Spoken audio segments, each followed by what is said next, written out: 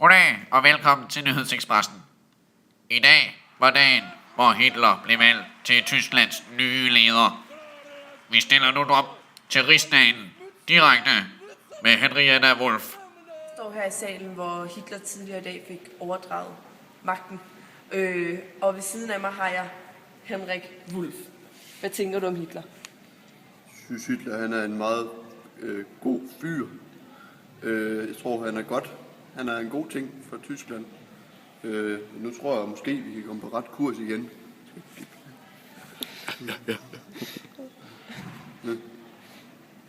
Hvordan tror du, Hitler vil føre på rette kurs? Det har jeg ikke lige tænkt over. Men du synes, det var en god beslutning, at Hitler fik magten? Ja. Tak skal du have. Jeg har nu også fået fat i Marlene Fritz, og vil høre, hvad hun mener om Hitler. Hvad tænker du om, at Hitler han har fået overdraget magten? Jeg tror, det er en pisse god ting, altså fordi at vi har været inde i en lang krise efterhånden. Og jeg tror, at Hitler måske kan få tilbage på måske det rette spor. Så altså, det er helt klart en god ting. Det er jeg helt sikker på. Så du har støttet ham gennem de her år, hvor han ligesom har prøvet at komme til magten? Det kan du tro, jeg har. Jeg har ikke lavet andet, nærmest. Nå, men det lyder dejligt.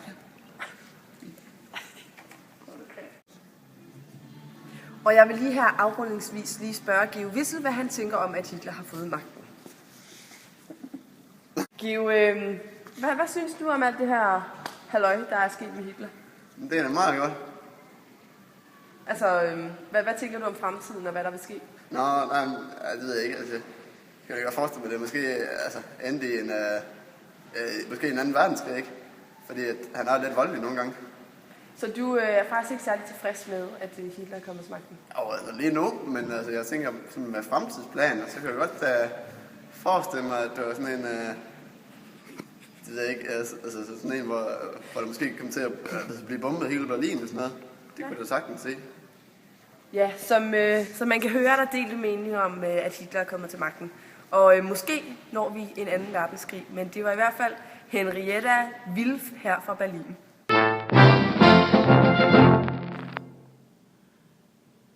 Hitler har valgt at skille sig af med SA, da han ikke længere vil gå voldens vej. Og da SA ikke gik med til at droppe volden, valgte han at udrydde dem. Dette blev en blodig nat. Hitlers håndlangere brød ind til SA's ledere for at gøre det af med dem. Som I kan se her.